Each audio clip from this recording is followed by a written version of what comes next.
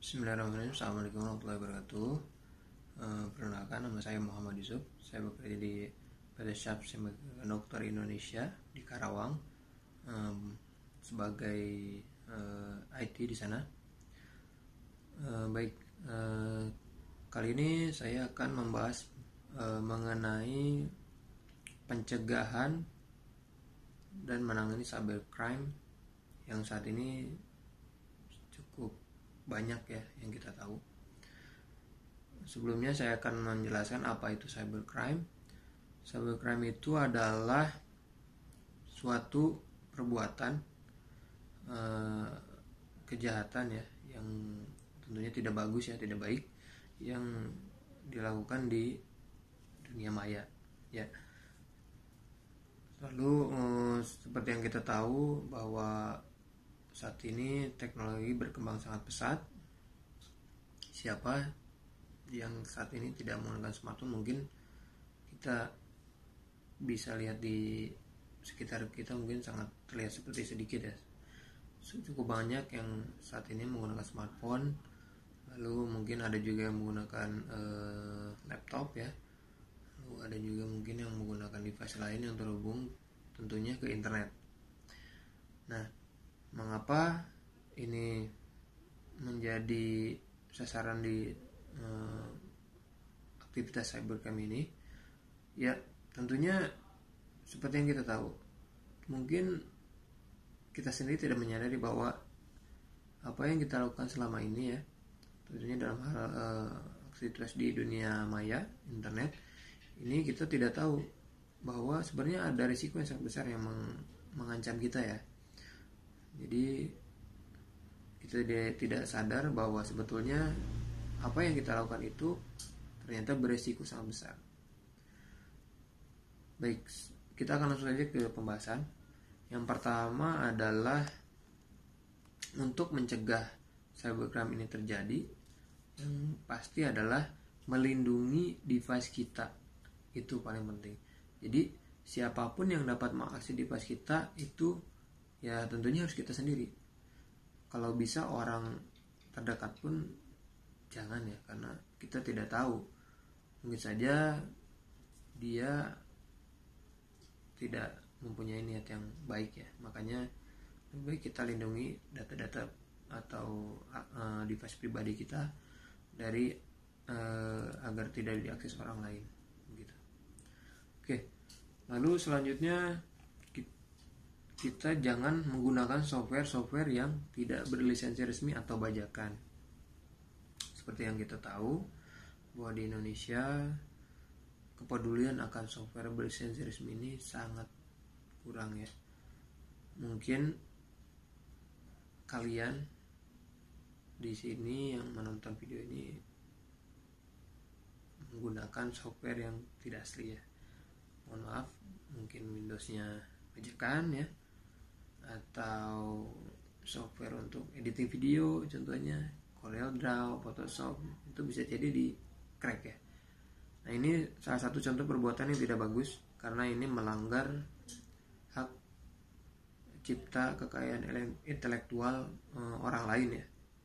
Jadi sebisa mungkin kita harus menggunakan software yang asli, hargai orang-orang yang telah membuat software tersebut. Kalau misalkan memang kita tidak bisa membelinya, coba cari software yang benar-benar gratis atau bisa kita sebut open source ya. Itu terbuka untuk siapa saja. Karena di dalam crack ini ternyata bahayanya adalah bisa jadi crack yang kita dapatkan itu adalah software buatan orang yang ditujukan untuk mencuri data kita. Ini sangat berbahaya, apalagi sampai menghapus atau menghilangkan data kita.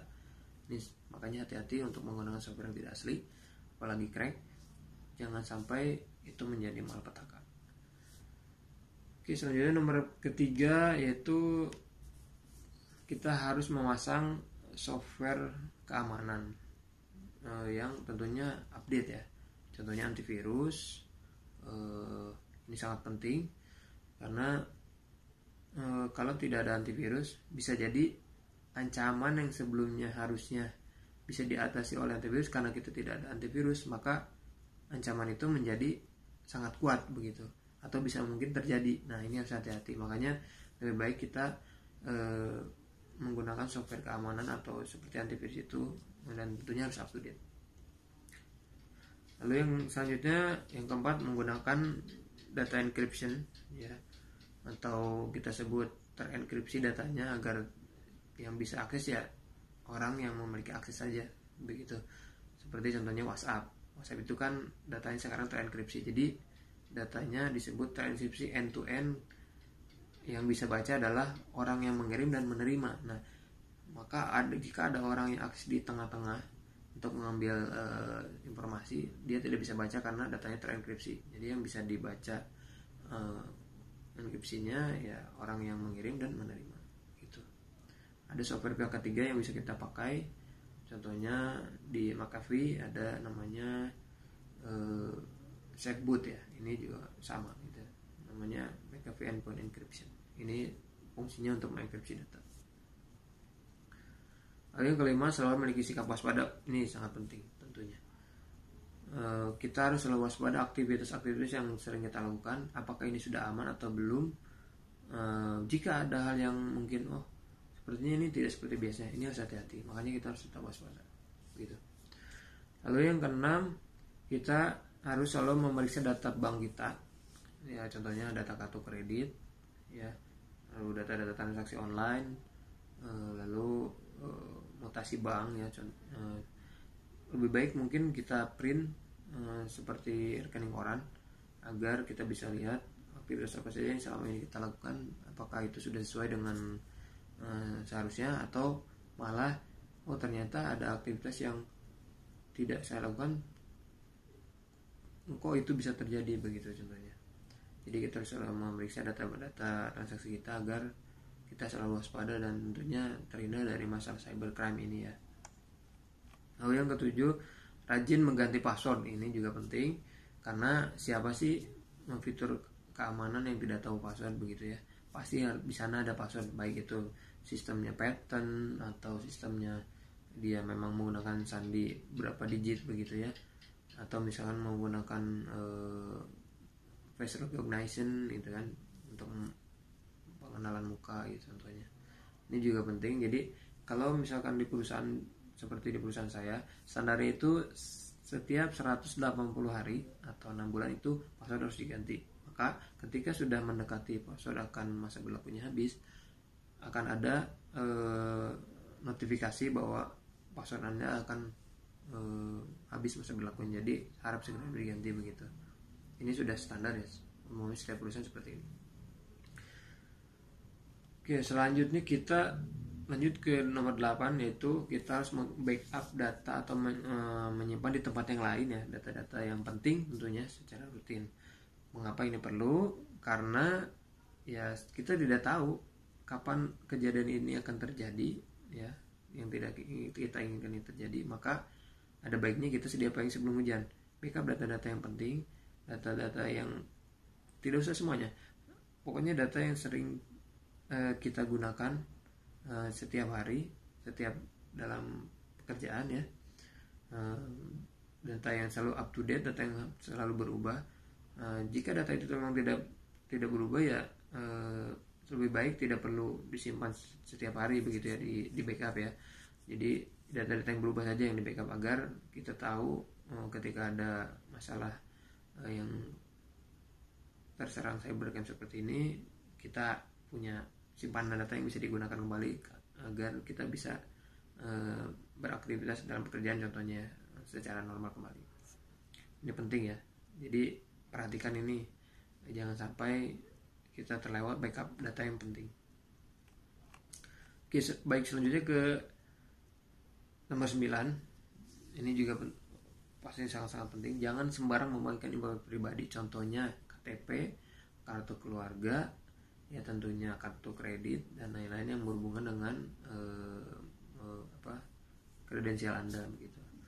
Hati-hati, kadang kita ingin membagikan informasi bahwa kita misalnya mempunyai KTP pertama kali. Nah, ini jangan sampai di-share di sosial media, karena bisa jadi orang-orang di sosial media tersebut tidak semuanya mempunyai niat yang bagus. Jadi kalau misalnya kita share foto KTP kita, bisa jadi dia gunakan untuk hal-hal yang tidak bagus, contohnya minjam uang ya, ternyata atas nama kita dan kita tidak mengetahuinya. Nah itu hati-hati. Lalu selanjutnya kita ke nomor 10, abaikan surat-surat elektronik atau email yang masuk, terutama jika ada link di dalamnya. Bisa jadi link itu mengarahkan ke situs yang jahat ya, yang menjebak kita agar kita memasukkan data pribadi kita. Ini hati-hati, apalagi kalau misalkan berhubungan dengan bagian keuangan ya. Ini harus diperhatikan sangat detail. Ketika kita menerima pesan atau email dari seseorang, itu lihat isinya dulu, mengenai apa, lalu apakah isi badan email tersebut sesuai dengan yang biasa kita lakukan. Jika tidak sesuai atau malah mencurigakan, lebih baik dihindari, kalau bisa dihapus saja, atau mungkin bisa dicek ulang ke pengirimnya apakah si pengirim ini benar mengirim email tersebut. Kalau memang kita konfirmasi misalkan melalui telepon, oh ya benar, silakan dilanjutkan. Tapi kalau misalkan dia merasa ragu-ragu atau tidak mengakuinya, lebih baik jangan dibuka atau jangan diakses lebih lanjut, karena bisa jadi itu peluang cybercrime untuk menyerang Anda. Selanjutnya kita ke nomor 11, yaitu jika kita menemukan hal-hal yang tadi, jangan langsung kita tertarik ya.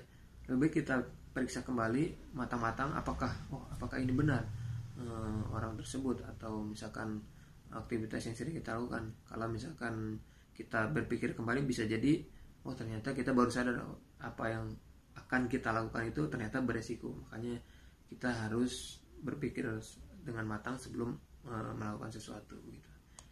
Lalu yang terakhir, apabila kita terserang cybercrime ini, lebih baik kita melaporkan kepada pihak berwajib. Contohnya kalau di Indonesia namanya Cybercrime Polri itu ya. Jadi hubungi saja pihak Cybercrime Polri biar mereka yang menangani masalah Anda. Mungkin sepertinya itu saja yang dapat saya sharing. Mudah-mudahan bisa menambah wawasan kita semua, khususnya bagi yang belum tahu. Untuk yang sudah tahu mungkin bisa sharing atau diskusi dengan saya. Kita bersama diskusi apakah sudah cukup pencegahan dari yang saya jelaskan tadi, atau mungkin ada yang ingin disampaikan untuk ditambahkan, boleh nanti kita diskusi bersama-sama. Baik, terima kasih. Sekian. Wassalamualaikum warahmatullahi wabarakatuh.